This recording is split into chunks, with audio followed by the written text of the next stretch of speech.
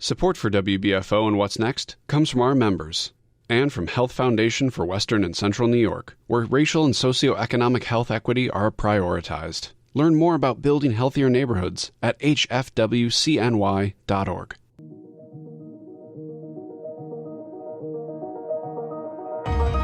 I'm Jay Moran. I'm Bridget Jaipal Valenza. I'm Thomas O'Neill White. We need to get together and let our voices be heard.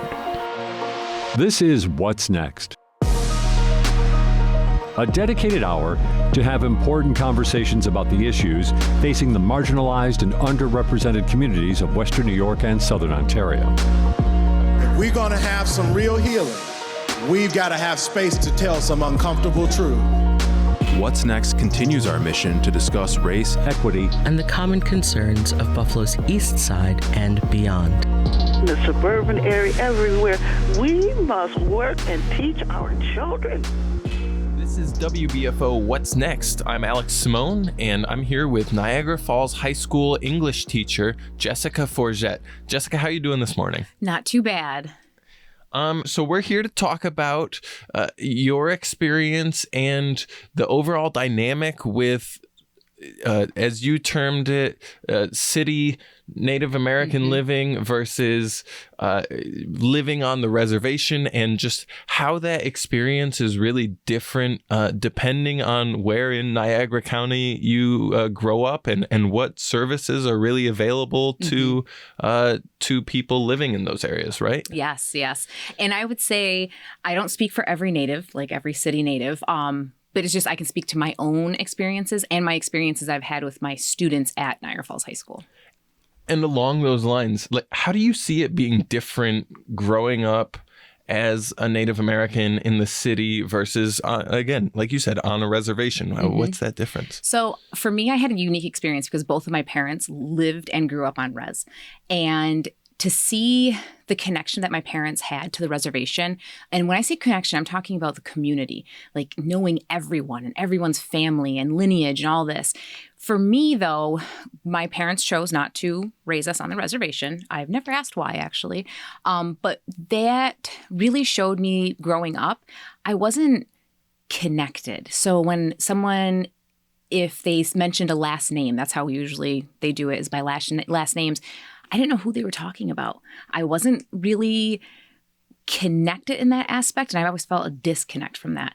And then I felt like with being in the city, even though my parents, especially my mother, who most of her family still lives on the reservation, we still visited them almost weekly. I still felt the disconnect, though. Like my grandparents did the best they could, teaching me about any, traditional ways or beliefs or anything. But for me, I always had that disconnect. I didn't know things that I felt like reservation natives knew, I guess. Do you think it was that you weren't there in the daily life? It was like everything was an effort to teach you as opposed to just going about it, I guess, almost symbiotically, and, Exactly. And you're just viewing it as it's taking shape? Yes, it was almost like I was a visitor. Like it literally felt like a visitor. Not from my family, never my cousins, never my grandparents, not them, but just the community itself. I always felt like a visitor, and I wasn't allowed to speak my mind. I wasn't and this might have been formed in my own head, but that is, in my experience, how I feel, and then how many of my students feel to this day. That they just feel like they don't have a right as a Native. And it just struck me as very interesting that they felt that they were lesser than just because they lived off reserve. And you're saying that it could even be something where it's a self-perceived pressure, but it's still there. It's very real, especially for not just for the students I've experienced, especially this past year with the Native American Youth Club. I started it just because my mother, she lives in the city. She's also a teacher in Niagara Falls City School District. She does the Native American education program, and it ends 6th grade. So I said, let me do high school. And this past year was the first time, and to see my students react the way they did to just different things. We made ribbon skirts. We learned how to make dream catchers. My mom came in and taught them about the history of those things. And at the end of the year, the messages and just the verbal I don't know, communication that they gave me and validation that they felt being Native finally. They felt seen. Along those lines, for the younger generation, is there any way in which you observe that relationship and maybe you think it's a little different for them as opposed for like you and others growing up in your generation? I would say so. I feel like, especially the students that I had this past year that were involved in the club, a lot of them, their family has disconnected so much to reservation. Maybe it's they don't even know the family that lives on the reservation anymore. Maybe it was some sort of turmoil or just disconnect from the family.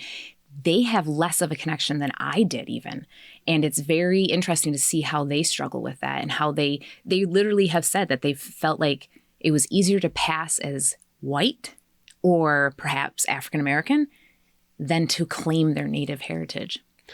Now, you took that understanding, I guess, right? And correct me if I'm wrong, you actually helped to get a social event at Niagara Falls High School itself and get something going. Yes. Could you launch a little more into that and what it entailed? Yep. So some of my students, because when we started the club, I strongly try to encourage my students, no matter what, club and just my normal everyday students, to do their own research, to educate themselves. I always tell them, what you learn in school is not the be all end all. You need to educate yourself.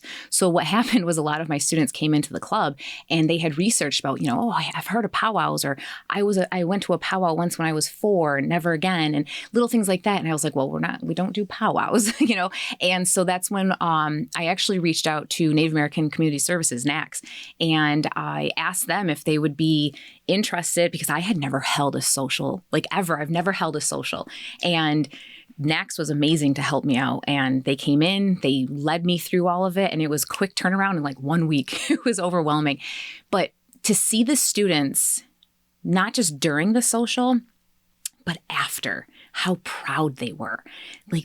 Were so enthusiastic, so proud of their heritage. And I have a few Afro-Indigenous individuals who, up till that point, felt like they weren't allowed to say Native, that they were just African American. So to see them feel seen, it really was. It was them finally feeling seen as Native.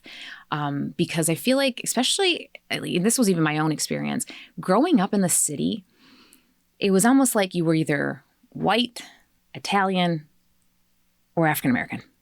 Which category do you fit in? Which one? Or maybe you're mixed, it was never, I never felt seen. I was always mistaken. Oh, or were you mixed with? And I'm like, nothing. I mean, yes, we're all mixed, but I identify as Native. My parents are both Native, but I was never seen that way. And I feel like when we held the social at Niagara Falls High School this past year, my students felt seen as Native Americans. And it was so exciting for them.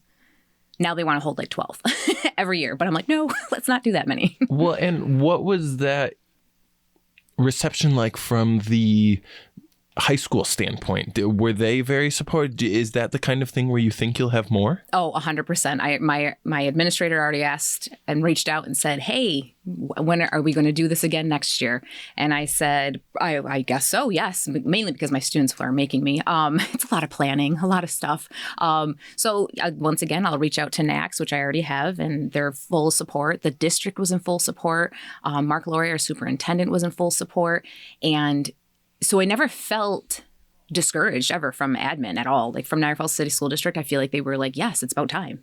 Yes, let's make this an annual thing. And I'm like, oh, okay. So, going from a little club with 12 kids to now that's holding a social event. And we invite the whole community. It doesn't matter anywhere if you want to drive to Niagara Falls High School, when we hold the social, go ahead. We don't discriminate against anyone. My students actually found it very exciting to share with their non-Native friends what their culture is. And it was so, rewarding to see them actually want to talk about being Native. And looking at the community as a whole, right? Niagara Falls and beyond that, Niagara County, what do you think are the most maybe important resources that are missing when you look at the Indigenous populations, the Indigenous peoples? I think, and this is personally my own opinion, I feel like it's almost like not just Niagara County, not just Niagara Falls, not just New York. I feel like almost the entire United States, especially the East Coast. I feel like natives are invisible.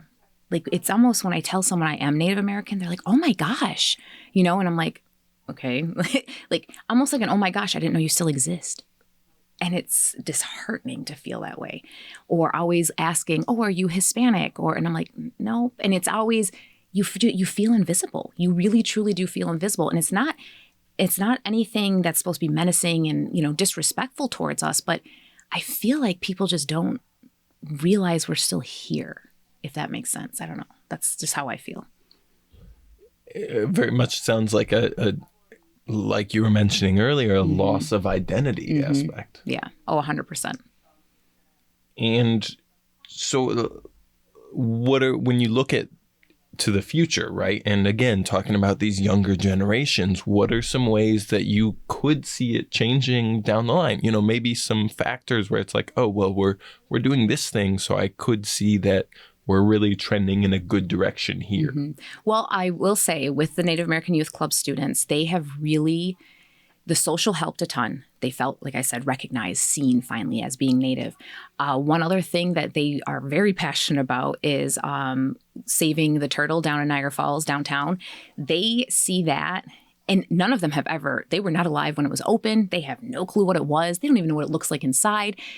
But I feel like for them in their mind, to have something like that, it doesn't have to be the turtle specifically, but some sort of place that is significant like that, I think it would really help them feel more recognized and feel prideful, because I feel like that is missing. I would say Native American Community Services does amazing jobs of bringing the culture into the city for the students there. But like I said, it's almost like I feel like my students grasped onto the turtle and the effort of saving it because they saw it as a huge symbol. I mean, that is in downtown Niagara Falls. That is right by Niagara. Like, it was just so significant. So I feel like a lot of them, I feel like in their heads, need to have something like that to be like, we are still here. Look at us thriving.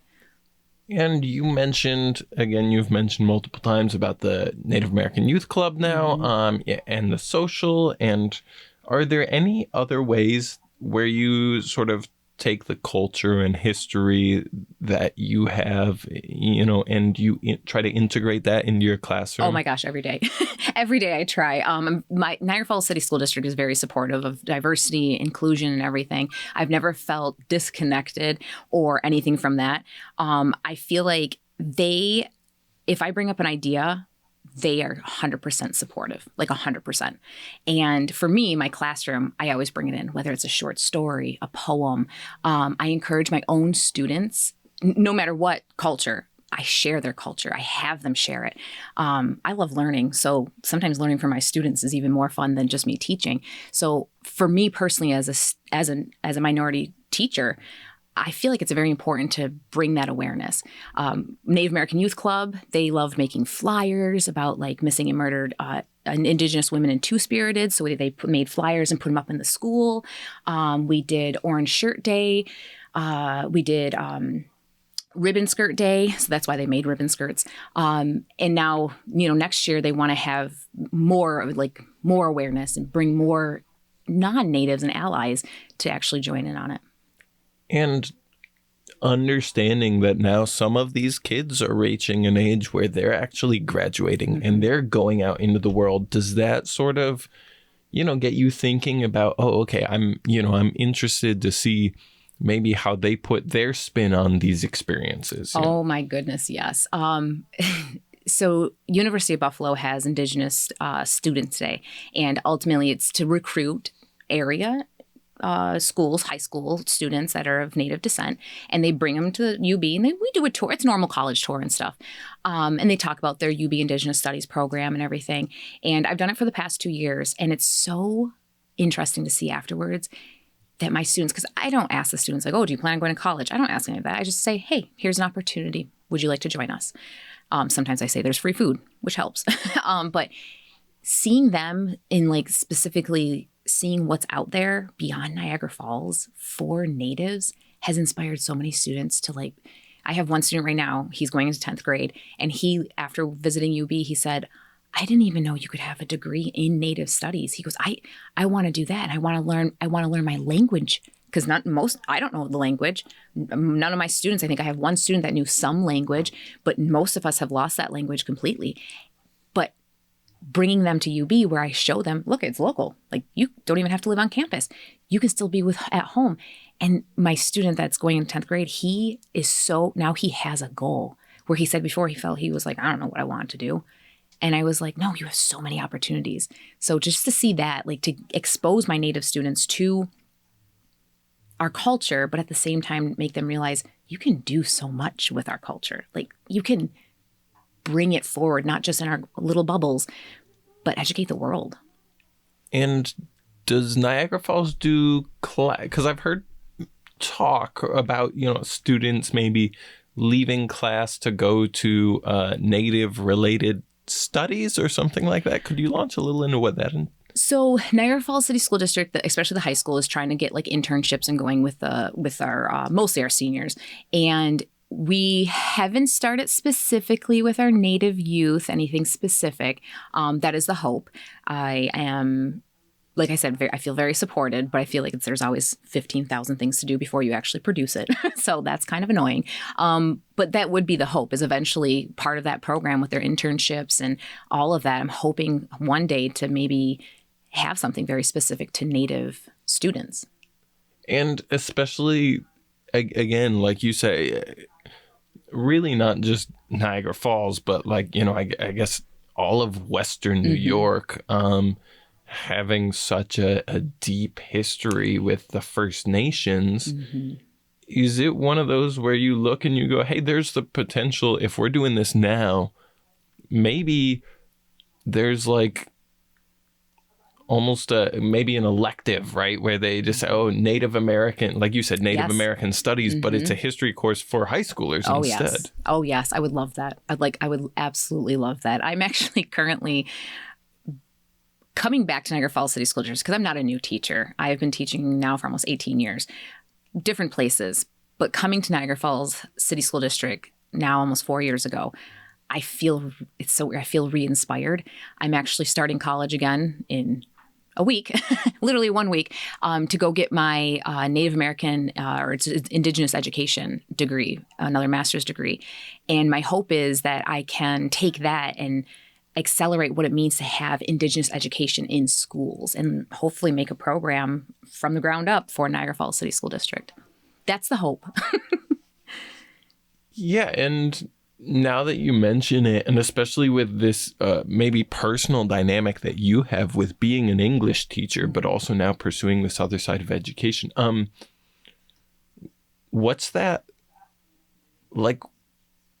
I've heard some stories, right, as far as like the creation story for some of the First Nations and that kind of thing, and the turtle and all that. Okay, but has this pursuit, have you, like, how do you integrate maybe, is there any hope to, or I'd love to start showing students more about Native American literature, and that kind of thing. I feel like you said about being invisible, I have no clue what Native American literature would even look like. Exactly. I mean, that's for every student, Native and non-Native, no matter what school district you go into it. Most of my career has been in Western New York somewhere in some school. And that has always been a thing. I'll bring in a Native author, just maybe a short story. Okay. And I'll present it to them. And it's such, I'll never forget. I did an excerpt from Eric Gansworth's novel, Apple. And it's funny because I read it and I get the dry humor. I guess, as my mom educated me and said, it's Native humor. And I was like, there's such a thing? Apparently there is. So I when I read Eric Gansworth, and there was an excerpt, I can't remember which chapter, but it gave it to my students, and we were just like, it was more for, let's analyze it. Let's look at structure and, author's choice, blah, blah, blah. And I remember reading it and I laughed and my students were dead silent. And I kind of felt uncomfortable. I was like, oh, you guys don't find that funny? They're like, it doesn't sound funny. And then when I looked at it, I guess it wasn't funny, but it was funny to me as a Native because it was actually addressing trauma, like generational, like boarding school trauma. But the way Eric Gansworth had put it in his novel, it made me kind of giggle because it made me think of my gram. And I'm like, oh my gosh, like, it was just, but the response from my students was dead silence, and it was not funny to them and they didn't get it. But at the same time, it kind of made me sad because I'm like, you guys don't realize. And when I said, oh, well, and I tried to explain, like, well, it had something to do with the boarding schools. And they're like, what are you talking about? And I go, wait, pause. None of you have heard of the boarding schools in America and in Canada? And they're like, for who? And I'm like, oh, and that's such a huge, like, that is a huge history. And they had zero clue as to what I was speaking of. Zero. And I felt very defeated then. Not discouraged, just defeated, had to get over it. And then ultimately now that's when I kind of made an effort. Like, no, we're going to bring something up, whether it might be a nonfiction article from somewhere that I'm going to read about the boarding schools, or maybe it might be the pipelines, or what. I try to bring in anything I possibly can. And it's not specific to just this area for our First Nations here, but any tribes from across the entire United States and Canada. Do you think that, I guess I'm going to say mission, right? That personal mission is easier given that you're meeting students and you're interacting with them at ninth grade as opposed to like juniors and seniors when, it's like, well, we're out the door, whereas now you have like, okay, 3-4 years to interact with 100%. It makes a difference. That's why some people always be like, oh, why do you want to teach ninth grade? I love ninth grade. I just, like you said, I get to see them grow for 4 years. I'm not teaching them for 4 years, but I'm there with them for 4 years. And it's so different than, like you said, teaching a senior that I've never knew before, 9th, 10th, or 11th grade. Who are you? Great, move on. That's why I think I love ninth grade, and having that opportunity to, like my one student, to see him literally go from a student who's like, I'm just here. I'm supposed to be in school, to now I'm going to go to college. I'm going to do something. And he's not the only one. I have another student, Crystal. She did the same exact thing, had her 9th grade. She's going into 11th grade now. College wasn't something that she thought of, but through our visit through UB, she now wants to be a heart surgeon. And I'm like, oh my God, like, to see me able to do that, not just for multiple students, but for my Native students too, is very rewarding. So yes, I do have a personal mission. We'll be back with more What's Next after this. You're listening to What's Next, our place to discuss the important issues of our communities of Western New York and Southern Ontario. We want to hear from you. Click on the Talk to Us option in the WBFO app, and we will work to get your questions or comments on the air. Do you have a story or concern that we should be addressing? Email us using whatsnext@wbfo.org. Together we'll have the conversations that are needed. This is WBFO, your NPR station. And we're back with What's Next. I'm Alex Simone with Jessica Forgette. I want to sort of talk about something as well that we've discussed before briefly, but about the imaginary line, right? Yes. as so that, that reference to what most of us would think of as the U.S.-Canada border, but many members of the First Nations would call the imaginary line. Is there a significance to maintaining that mentality and the importance of that, I guess, cross-border mentality? I think there is. I really do. Like you said, it's an invisible border. I cross with my red card, and I refuse to use any other ID because our treaties say that we were allowed to pass freely. And I think that's significant. Like, we can't let that go. We can't give up yet another thing, because then I feel like we're really adding to this invisibility of our natives, and it's not fair to us. Like, we have given up a lot, like a ton, and to keep giving things up is not fair to us. So I feel like something like the invisible border, if we say, or, ignore it and just let them continue doing what they want to do, it's like we gave up another piece of ourselves, and we are hanging on to strings right now of who we are still. And when you mention that as like my, I guess, perception, right, of and I guess this is to the point of what you said as far as being city native versus, reservation.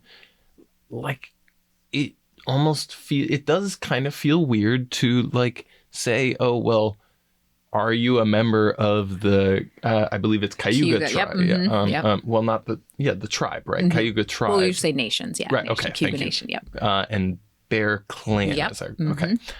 So anyway, like it, I sometimes don't know how to like differentiate between like, okay, well, but then, well, what if they live on, outside of the reservation, or maybe even on a different reservation, and that feels like such a, how do you, in your head, how do you maybe differentiate those things, or do you differentiate them? So when I was younger, I didn't care. I'll be honest. I could have cared less. I'm like, whatever. I used to get mad at my mom when we'd go across the border. I'm like, Mom, just give them your normal ID so we can get across. Like, goodness, I would get very agitated just because, teenagers know everything. Then as I grew up and started learning, like actually educating myself on what is Native history, like what truly is it? And it actually kind of makes me mad because and actually it hit me applying to colleges.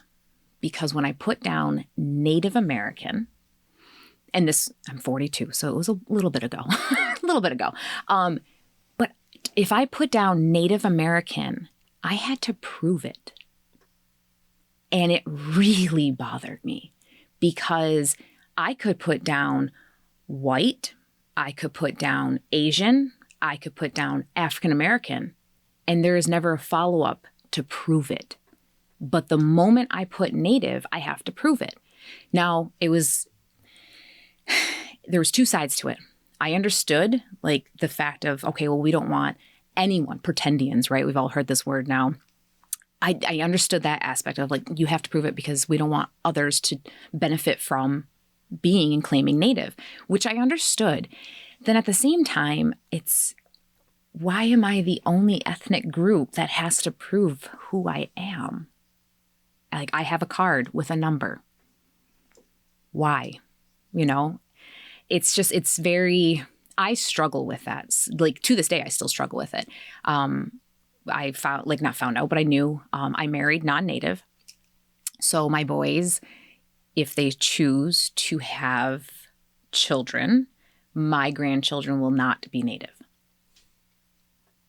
Now, traditionally, yes, it usually goes by mother. So yes, that makes sense. They would have no clan. They could say that, oh, we come from the Cayuga Nation, but they would have no clan because matriarchally, women carry the clan. But to straight up just be told, oh yeah, no, if your boys don't marry Native and have Native babies that way, your grandchildren will not be Native. And I struggle with that. The other thing I struggle with is we're enrolled in Canada.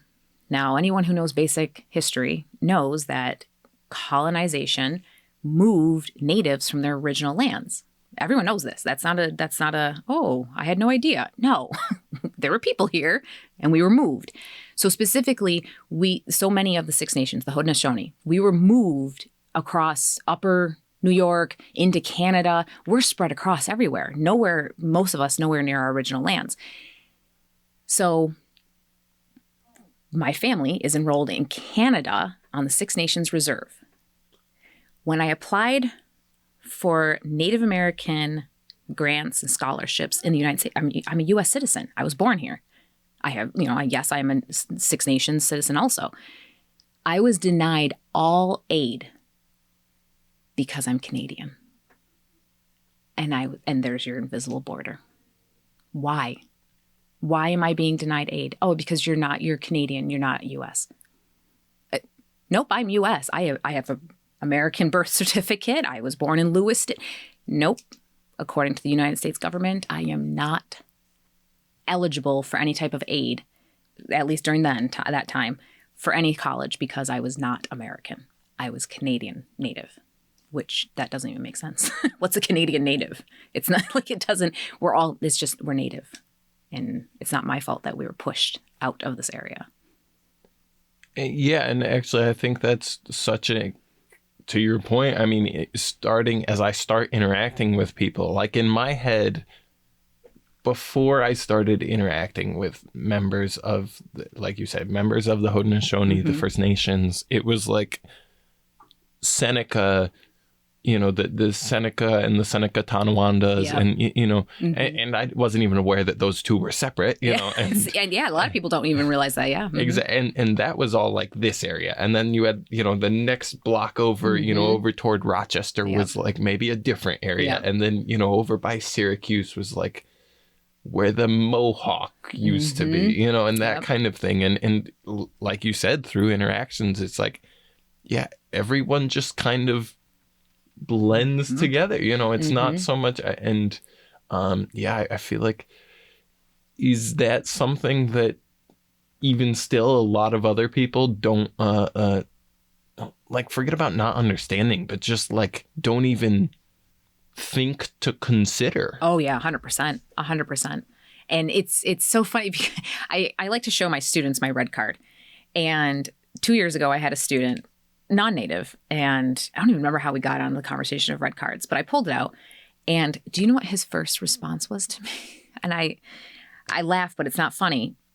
He literally looked at me. He goes, "They gave Jews numbers."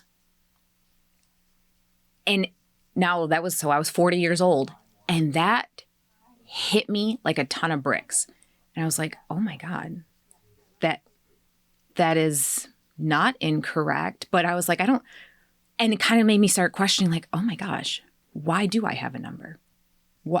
Why? Like, what is it? So there's still things I'm learning. There's still things that I have to understand. So. And when it comes to the terminology, right? Is there a significance to the, I mean, I can understand using Haudenosaunee versus Iroquois, right? Yes. Okay, first of all, is Iroquois is that one just like not the preferred term, or is it like Iroquois is actually like, a kind of a slap in the face to you? I mean, I only speak for myself and from my experiences. It bothers me. I don't like being called Iroquois.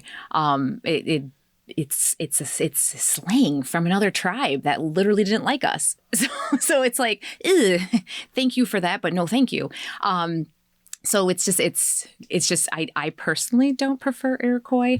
It's in the textbooks everywhere that all students in New York learn.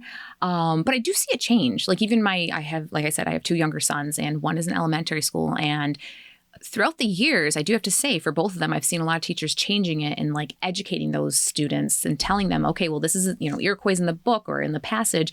Just so you know, many of them are called Haudenosaunee, or these are from the Six Nations. And they make sure they understand, like, what is that umbrella term actually addressing? Because just because we're all Six Nations does not make us all the same. And it's not like we always got along either, historically. But yes, we did come together eventually. For survival, pretty much. But, yes, I prefer Haudenosaunee versus Iroquois. Do you think that's a general shift in education, really? Or do you think that's more like because we're specific, because it's Niagara Falls and there's more of a history there? I don't know. I'm not sure. I feel like New York State as a whole is trying to shift the Native American narrative, I guess, in schools. So that's very encouraging. They now passed where you can be certified now to teach First Nations language and culture. And that's an actual teacher certification. So I do see a shift, a change to make that awareness of this is where you guys come from and this is what land you're standing on and this is the actual history. And how about some of the other terms, like you said Six Nations, but maybe First Nations as a more generic term versus Indigenous versus Native American. Where do you think that, or where do you really prefer to, is there any, differentiation in your head between those terms? When I hear First Nations, I think of just so First Nations for me personally is any First Peoples. So I guess you would call them Indigenous, right? That would be how that's how I distinguish it. Six Nations, now you're getting more specific to your Mohawk, Onondaga, Oneida, Cayuga, Seneca, and Tuscarora. Like that, when you use Six Nations, that's the only Six Nations I'm thinking of. So First Nations would be all First Peoples. So that's how I would distinguish it. Indigenous, I feel like that's important. Just because it does also globally. I learned this. Indigenous globally means something similar to First Nations. That's how I've learned it. So I lived in Brazil for a little bit. And when I said I was Native, and then I would say, oh, I'm Cayuga, or, I'm trying to, and obviously this was Brazil, so they didn't understand that. And I understood why. Why would you? But it took me a while until one of the people I was working with, they go, oh, Indigenous. And I go, oh, okay. So their definition of Indigenous is First Peoples. It's their First Nations. So that's, I guess, my Indigenous is just easier to say for non-Native sometimes, so that they understand, like, oh, okay, you come from the First Peoples here. I guess that's how, yeah. Right. So it would almost be like a sense of creating that sort of similar level for, like, maybe if it's I believe from like New Zealand, maybe someone that would from be the Indigenous. Maori. Mm-hmm. Yes, that would be Indigenous. Okay, very interesting. Mm-hmm. And so, yeah, I mean, is it interesting? Is it kind of cool to, like, like you said, you've been doing this yourself for a bit of time, but even still, you're still learning more things about, just, I guess, aspects that you would never think to ask about. Oh, yeah, 100%. I feel like all of us do this, no matter what your background is. I feel like as young people, we always think we know everything, or your parents are trying to tell us this is important. We're like, no, it's not. And we ignore it. And then you get older and you're like, wow, I really should have paid attention. And I think I had started hitting that when I became a mom. And that's when I really was like, I really should have started paying attention a bit more. And it's like, now I'm like 30 something and I'm like, ooh, I don't know much. But I always tell my students it's never too late to start learning. So I still teach myself. I still ask questions about my own culture, because it wasn't, like you said, I wasn't part of it day to day, every single day, part of that community. It wasn't part of my everyday life, where sometimes I feel like for some people it is their everyday life. That's how they live. And that's not how I was raised. So I feel like I am still at 42. I'm still learning, like, about my own people. So I feel like it's still okay, though. I'm okay to still learn. Is it how I feel like it must be tough as well, must be very difficult that even now, maybe the most visual aspect for, in terms of, Indigenous population across the U.S., it's any schools that are, still use the quote unquote Indian mascot, or maybe whatever term would be specific to their region. I mean, yeah, how difficult is that? It is. I like I said, you still feel very invisible. I know for me as a teacher and as a Native woman, I try to make sure that because we don't have that mascot. We don't have that. And most people don't want to walk around with this giant mascot to identify who they are. So, like, for the Six Nations, the Haudenosaunee, we have our flag, the purple and white flag that most people are very familiar with. And I make sure to hang that up in my classroom. And it's so interesting to see how many parents and students will recognize it and say, oh, are you Native? And I'm like, yes, I am. And it sparks that conversation. How many students come to me, separately and say, hey, I saw that flag in your room. Are you Native? And I said, yes, and so am I. I didn't know, I've never met another Native teacher or things like that. And that's inspiring in itself, because then it's like, yes, we're out there and we do a lot of things out there too. We are not completely just nobodies. So it's just, I don't know. I feel like it is a struggle, but at the same time, there's little things that we can do that let everyone know, hey, we're still here. We're still here. In terms of those little things for your own family, now that your sons are at an age where, as you mentioned, at least one of them is around kindergarten age, is there any like maybe mindset or ideas set on introducing them to, okay, here's what this is what your grandparents or what your great grandparents would have seen on the reservation, and maybe trying to at least to give them a glimpse of that lifestyle as well. Oh, 100%. So I have actually, it's one 13-year-old who, well, 13 is just a terrible age. And then I have a 9-year-old. He actually, over this past summer, sparked an interest completely on his own. I don't know if it's just from me speaking on different things. I took a lot of classes through NACS this summer, and just me bringing in like some of the beadwork that I've learned how to do and things like that. I don't know if that's what it sparked him, but just recently, he on his own completely, he said, "Mom, why don't we speak our language?" And I go, "I don't know it. Grandma and Grandpa don't know it."